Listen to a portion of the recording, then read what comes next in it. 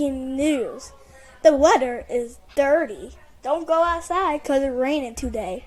The rain, cat and dogs. You see some cat and dogs? Keep that as your pet. And bye. Have a nice day. Have a nice day with cat and dogs.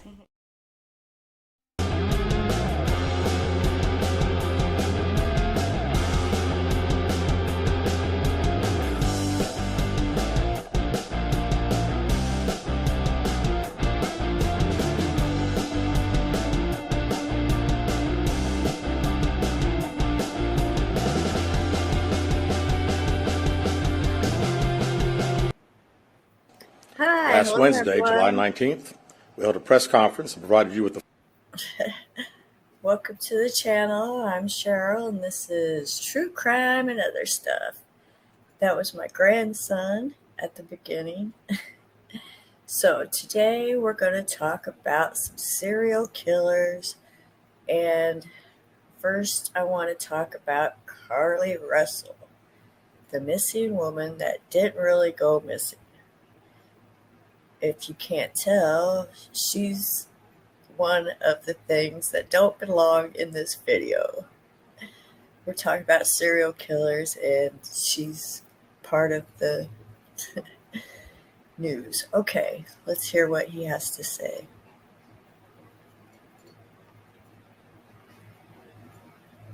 Facts of the Carlee Russel disappearance. We told you the investigation was ongoing. We helped you determine where Carlee was within the 49 hours of her disappearance. Today I've talked to and received a statement from Mr. Emery Anthony, attorney for Carlee Russel. Mr. Anthony has scheduled a meeting for Carlee to meet with investigators early this afternoon, but then I received an email stating that a statement was being provided by him on her behalf. My client has given me permission to make the following statement on her behalf. There was no kidnapping on Thursday, July 13th, 2023. My client did not see a baby on the side of the road. My client did not leave the Hoover area when she was identified as a missing person. My client did not have any help in this incident, but this was a single act done by herself.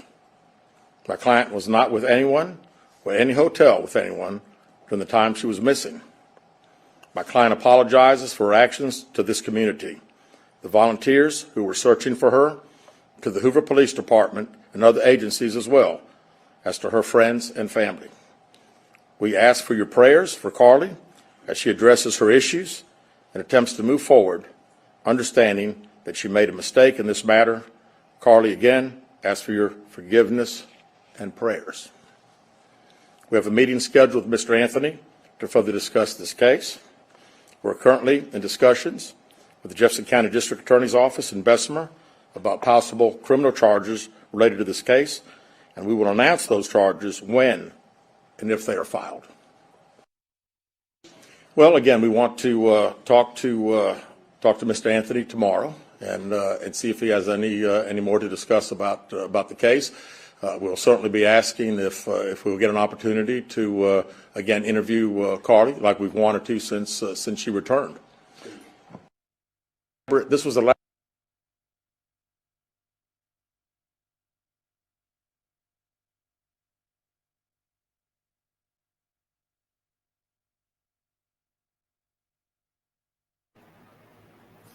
My mic was muted. So she was gone for 49 hours, but she didn't go anywhere. Where was she? In the woods? I highly doubt that. Okay. At least now we know that we weren't being crazy. We knew that she was taken. I think she's still lying. All right, let's get on to the next topic.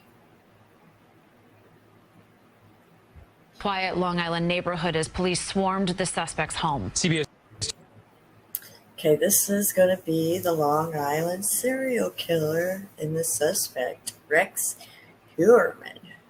Tuesday, Dick Brennan went to Massapequa Park to get reaction from some very stunned neighbors. Into the night, people in Massapequa Park did their best to get a glimpse of the home of the suspected serial killer living right in their midst. it's creepy, really. I mean, if you look at the house, I mean, he kind of stands out, but it's creepy. It's weird. It's a quiet town. Everyone knows each other. Nothing really goes on. So it was just surprising to hear and kind of scary. I was like, holy crap. Unbelievable right in our town. James Pagano couldn't believe when he heard the name of the suspect because he went to high school with Rex Heuermann. He was very quiet, dark, kept to himself, and extremely intelligent, very smart.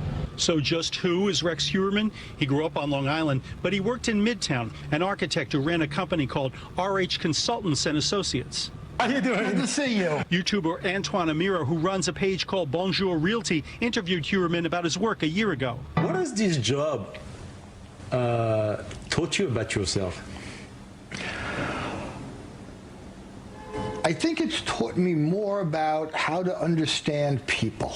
Really what stood out is his attention to details. He was very knowledgeable, very detail-oriented. Amira told us Heuermann had a distinct physical presence. Intimidating, no. Imposing, yes, very, very imposing. He is a head above me, a very large person. I still remember his handshake when we met. Very strong. Wow. A very strong handshake. It was like you were shaking like a very thick piece of marble. That's how strong his hand was. CBS 2 was outside Heuermann's office at 36th and 5th as authorities carried out at least 4 computers. And now the investigation continues. The human nature is fascinating because you never know who you have in front of you. It's very unsettling at the same time, but also fascinating.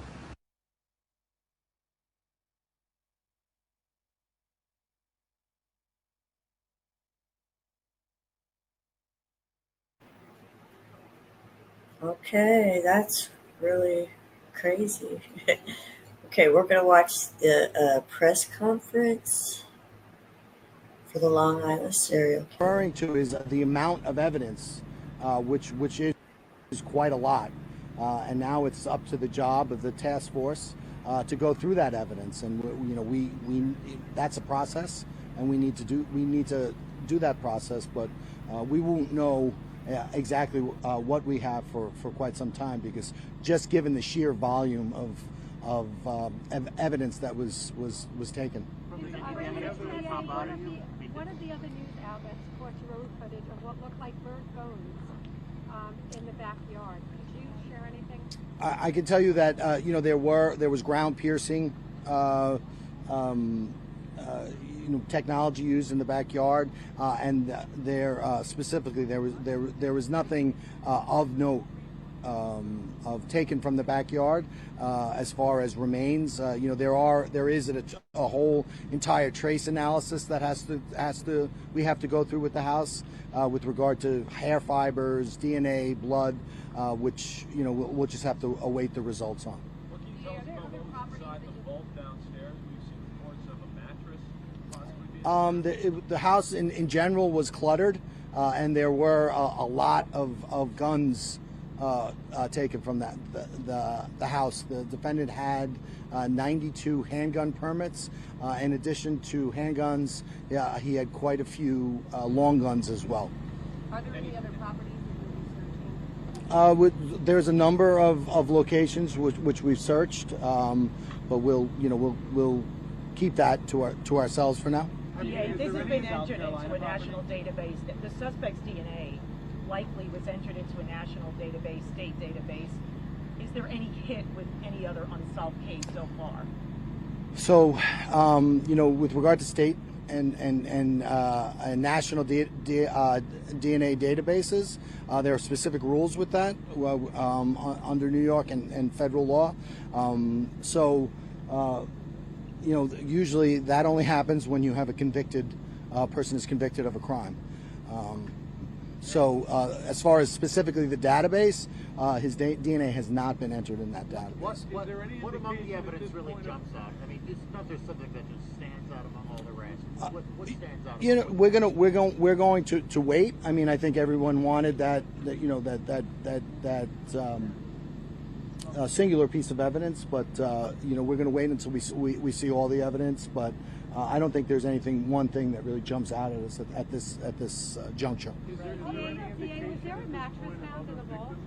I'm sorry? Is there any indication from the evidence of other victims?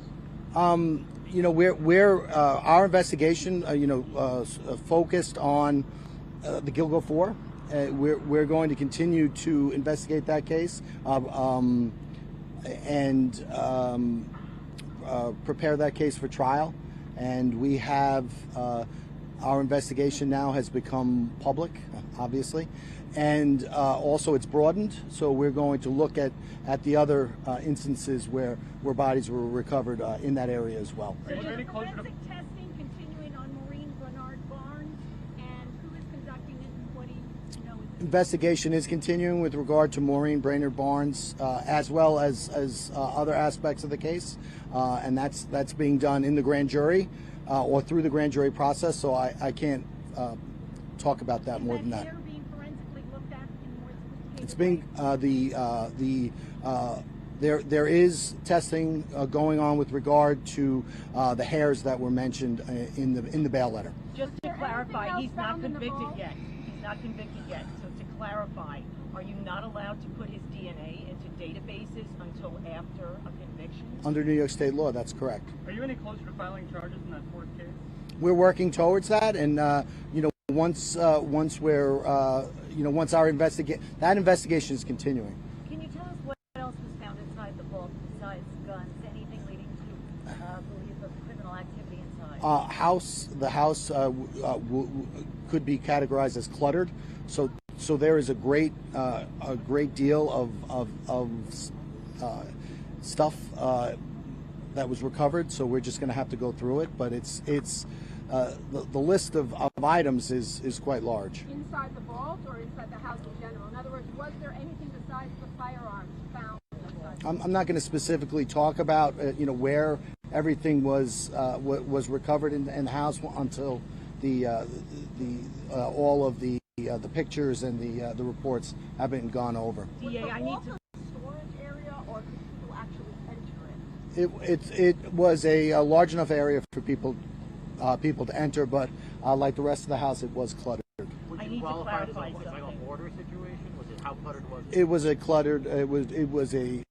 There was a lot of of just boxes and it was a very cluttered, I would say, environment. DA, I need to clarify something, please. Because he's not convicted, can you not check his DNA against the 6 other people found along Ocean Parkway? I didn't say that. That's what I'm trying to clarify. Yeah, you asked me about the database. The database is national, and that has I am not the members of our task force are not the guardians of that database. But with what we can do with regard to our own investigation is completely different. So you can't. One doesn't necessarily have to do with the other. If that makes sense. Yeah, I came in a little late. Were any human remains found? No. Well, what I would say is we're still going over the trace evidence, but they were asking about with regard to the excavation in the back if there were any large items of evidence recovered, and the answer to that question is no. Was there any evidence in the backyard of things being burned? Or an alleged crime scene? I'm sorry? Do you consider this home a crime scene or an alleged crime scene at this point? I consider this a home in which we execute a search warrant. Was there any evidence in the backyard of things being burned? I can't specifically say one way or the other. Can you tell us what led up to the decision then to excavate? Was there any tangible cause, or was it routine? So there was ground technology that was able to see through the ground, and there were a number of disturbances that were found in the ground. But until you dig it up, you don't know what it is. What do you mean by how would you explain? Like a disturbance could be like a cistern or a branch or a bicycle, anything that's buried under the ground. You could see the impression of it, but you don't necessarily know what it is until you dig it up. And then where does the investigation stand with the number of sex workers who now say they were contacted by him? So when we started our investigation, we did it through the grand jury. That investigation was we wanted to maintain the secrecy secrecy of the grand jury investigation. Obviously, that now that there's been an arrest, it's become public. So we are interviewing a great many people.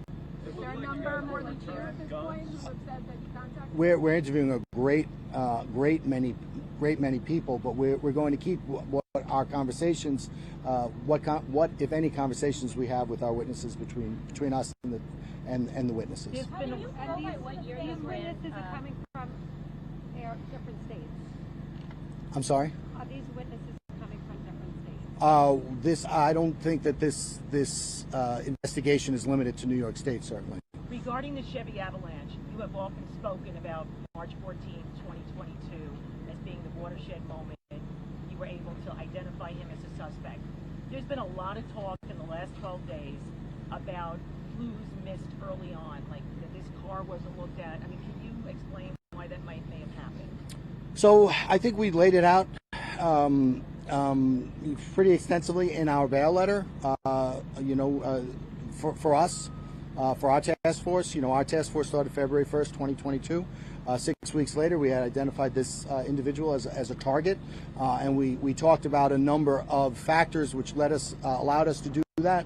The hairs that we spoke about, the 5 hairs of note with regard to the bodies, those were recovered shortly after the bodies were recovered in December of 2010. With regard to the phone evidence, that work was done and completed by the FBI in early 2012, and and with regard to the avalanche, that information was made available shortly after the disappearance of Amber Costello. But again, when you look at everything, that is three items that are in and amongst thousands of items. So I think retrospectively, it's kind of simple to look at, but when you're looking at everything, all the evidence at once, it's an enormous undertaking, and that's why to guarantee success, you bring in really talented investigators from a whole bunch of different agencies. You use the resources of those agencies, and you work together on a daily basis. But the people in this neighborhood who say it was more than a year, so March of 2022, you made a point of saying that in court. But the people we interview in the neighborhood who say, well, okay, it was a year, more than a year, and then he's living here all that time. What do you say to the residents? Well, I'm saying to the residents that a 13-year-old cold case doesn't get solved in a matter of weeks or days. The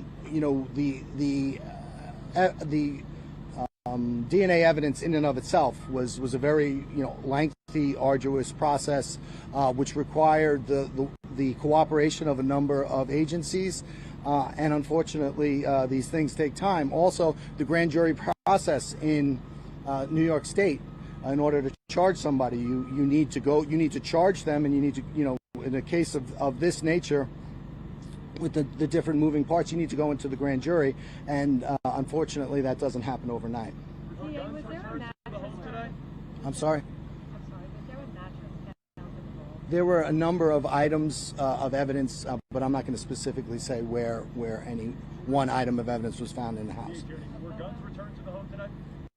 No guns were returned to the home. To my knowledge, we all of the guns that were recovered, and we're talking about 283, about approximately 279 weapons were recovered. They're being categorized. Some may not be complete weapons. Some may not be able to be defined as a weapon under New York State law. But suffice to say, there was quite a few weapons found in the house. What's preventing you right now from bringing charges in the fourth case? The investigation hasn't been concluded. Have you spoken to the family? Are you aware if they're going to come home once this investigation is So we informed the family. Obviously, they're represented by counsel, so we've spoken to counsel. And they intend to return to the home? That would be. Would they be allowed to? That would be a question for their counsel. Will they be allowed to? Once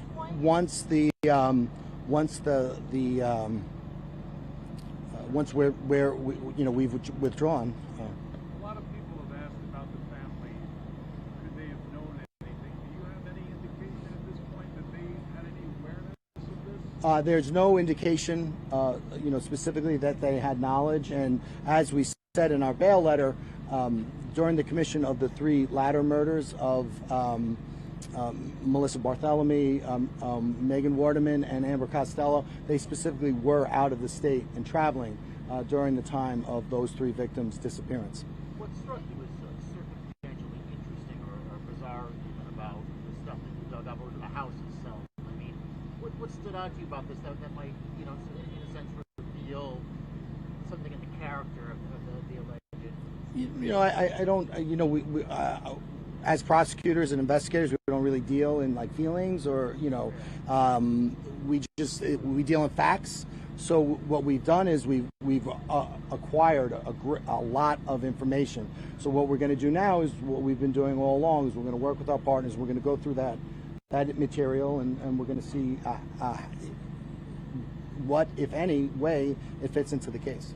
About how many pieces of evidence was it? Oh God, it's a tremendous amount of information that was I'll say this, a tremendous amount of information that was derived in conjunction with the searches incident to arrest. I'm sorry? Was there anything burned down in the storage unit? Again, we're going, once we complete the process, we're going to we're going to have further word with regard to that. But what you have to understand is we were looking for tangible items of evidence as well as trace evidence, including blood and DNA and hair fibers and the like. And when you talk about something like that, that is a process that it takes a while for that process to be analyzed by the experts. So that's going to take a while. Have you ruled out the possibility that the murders occurred here? Have you ruled out that? We haven't ruled in or ruled out anything with regard to that. Did you find any trophies? That means that maybe there was human remains or something in the house, since everything is so up in the air. Maybe there was some blood droppings. Well, as I said, that we look for trace evidence, and that we have that is a process that is a scientific process that is done in a lab, and we just haven't had the time to go through that process. So it's incomplete. So you can't say anything more than it's incomplete. Did you find anything that would be characterized? Were all of them related to firearms, or was there another type of weapon? We're talking. I'm specifically talking about what would commonly be referred to as a firearm. No other strange weapons. No, and the only reason why I sort of hedge with that is because under New York state law, like a black powder, what the public would say that's a gun. Well, under New York state law, that might not necessarily qualify as a weapon, or under federal law certainly. I have nothing to provide with regard to the brother's house in South Carolina. I have no information. I have no comment with regard to what's going on in South Carolina. It's not my jurisdiction. Are you done with the search? We are for all intents and purposes done with the search. When is all this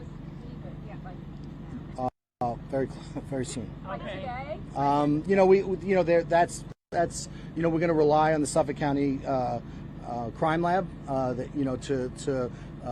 they're going to do it, withdraw at a time that they deem appropriate. But as far as the search of the house, for all intents and purposes, that has been concluded. And were the floorboards removed at any point? I'm not going to get into the specifics with regard to the search, but we were looking for trace evidence. Is that for August 1st? I'm sorry? Is that when we can expect you to remain in court next? August 1st? Correct. And what can we expect at that court date? We're going to learn more about the evidence right now? We're going to be, that's just the first conference after the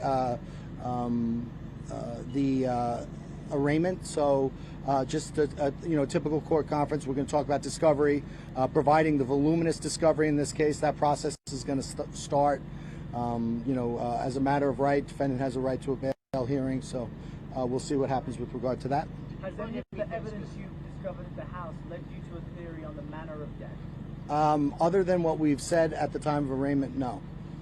And the cause of death with regard to the 3 victims has been categorized as homicidal violence. Did you find any trophies? You had spoken about potentially looking for trophies. We're not going to specifically talk about specific items of evidence until everything's been cataloged cataloged and gone over. As we said, there is quite a lot of stuff. Would anything discovered at the property lead your agents to feel emotionally moved or psychologically, shifted? I think that we have a job to do, and we're also human beings. But I think that I would commend all of the examiners for their professionalism. Is it accurate to say the public, we may never know if he's guilty how he killed them because it was so long that went by? I think we have to let the process work out. I'm sorry, could you tell me, is there going to be a search by Gilgo Beach or near Ocean Parkway? Anything happening over there? So we don't announce our searches before we do them. So we just can't make a comment as to specific areas, if any, to be searched. Where was this vault in the home, and was it sort of thing that you could walk into? It was big enough to walk into, and it was in the basement. Okay, thanks, guys. Thank you. Wow, that was pretty informative. I'm glad they're keeping us updated on what's going on. Wow. Oh, yeah. Also, I hope they can figure out if those other bodies are connected to him or not. And they might find other remains in other places. Because, he could have been doing this since the 80s. He's 59 now. He could have been doing this for a long time. Okay, so now we're going to get into another SK, if you will, from Portland, Oregon.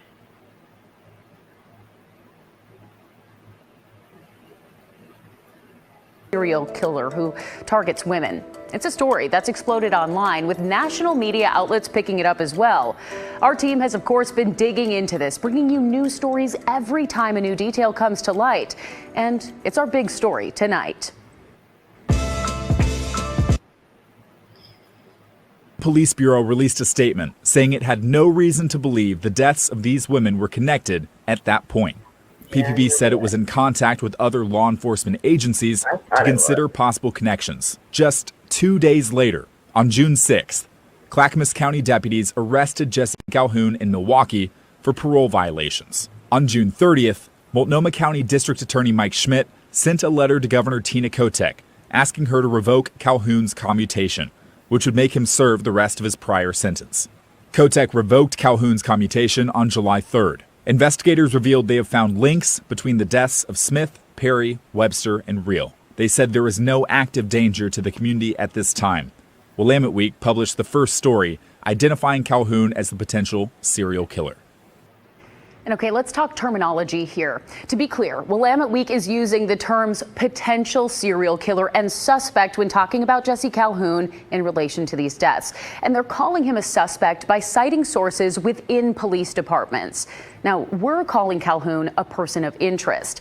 If Calhoun is charged with a crime in relation to any of these deaths, then we would move past person of interest to suspect. But again, right now, he has not been charged. And he's being held at a state prison on unrelated crimes, so he's not out in the community. In fact, we have video of his arrest in Milwaukee back on June 6th. Here you can see deputies surrounding a vehicle with Calhoun inside. Calhoun and his girlfriend were fueling up at a gas station along Southeast McLaughlin in Milwaukee. And Calhoun did not give up easily. The person who recorded it all didn't want to show his face or share his name, but he did tell us about the links Calhoun went to elude police. I don't know how he made it through the 10 officers, but made it through cross traffic all the way down the river, hopped in. Again, police or the district attorney have not said how Calhoun is connected to these four women, but people close to him have spoken up. Calhoun's girlfriend told a YouTuber that he knew two of the women. She says he and Ashley Rial had been dating on and off for about a year. She also said that Calhoun would give Bridget Webster drugs in exchange for sex, but she did not know how Calhoun was connected to Charity Perry or Kristen Smith. So many questions. Kristen Smith's mom says that she doesn't know how her daughter is connected to him either. If they are linked, again, I don't know. if they are. The police have not told me that specifically. So as we work to learn any possible connection between Calhoun and the other two women, let's look at a relationship that Calhoun apparently did have with victim Ashley Rial. See, in November of last year, Rial filed an allegation of domestic violence against Calhoun. Her father, Jose Rial, told the Associated Press on Friday that he called police on November 11th after she showed up crying at his home in Portland. She told her dad that she'd been choked by Calhoun. She had marks on her throat, he said, and he took her to the hospital. Her father told the AP that police actually wanted Rial to help find Calhoun, but she was scared to do so. Now, court documents dating back to 2007 also shed more light on Calhoun's violent past involving an old girlfriend. She alleges that while drinking in a bar in Baker County, Calhoun grabbed her by the throat to the point that she couldn't breathe. A short time later, Calhoun punched the woman repeatedly in the head and arm. Court documents show that a year later, he was accused of pulling that same girlfriend off of a bike and dragging her 50 feet across a parking lot. Much more recently, Calhoun's accused of threatening the father of a new girlfriend's children. Now, we've said it a few times, and we will say it again. At this point, Calhoun has not been charged in connection to the deaths of these four women. And as Evan mentioned earlier, Calhoun was released from prison 11 months early in July 2021. Well, that's because former Governor Kate Brown commuted his sentence and the sentences of 40 others after they helped fight the historic 2020 Labor Day wildfires. And it should come as no surprise that Oregon Republicans have pounced on this story because of those commutations. Senate Minority Leader Tim Knopp released a statement last week that said this: even after leaving public office as America's most unpopular governor, Kate Brown's legacy continues to have dire consequences for Oregonians. If Jesse Lee Calhoun is found guilty of these murders, Kate Brown will have signed the death warrants of 4 innocent women in the name of second chances. Now, Oregon's Republican members of Congress even sent a letter to Governor Tina Kotek last week. Lori Chavez-DeRemer and Cliff Bentz wrote, "We urge you to review every single conditional commutation granted by Governor Brown to ensure no one is a victim of the former governor's reckless leniency." There's no word yet from Governor Kotek on if that's happening, but our friends over at the Willamette Week recently reviewed all of the records of the inmates who were released early, along with Calhoun, for fighting those 2020 fires. And we think that their findings are certainly worth your time. Okay, so here's the headline from Lucas Manfield. 11 of 41 inmate firefighters whose sentences got commuted picked up some subsequent felony charges. That's not counting suspected serial killer Jesse Calhoun, who has yet to be charged, in its line with broader rates from recidivism. That's what those numbers that we're seeing are. So here's a look at what they found. The headline explains it all well, but 11 of the 41 inmates who got out early were charged with felonies after being freed. That number could rise to 12 if Calhoun is charged. Willamette Week also found that 2 of the other inmates were charged with misdemeanors. 6 of the 41 inmate firefighters had convictions in Multnomah County, including Calhoun. 4 of those 6 have been accused of felonies since their release. That would become 5 again if Calhoun is charged in connection to any of these women's deaths. Now, Willamette Week dove into more details about Oregon's recidivism rate, which is a measure of if someone who's been released from prison reoffends. And their findings are pretty eye-opening. They even talked with the director of Oregon's Criminal Justice Commission, which recently released a report on how the state stacks up to others across the country when it comes to the recidivism rate. You can read Willamette Week's full article right now on their website, wweek.com. Okay, that was very eye-opening. You know, rumors months. Police women found dead in and around Portland in just a matter of months. Okay. Oh my goodness. All right, that was very informative. Okay, so I will keep you updated on these serial killers. And thanks for watching my videos. Have a nice day. Bye.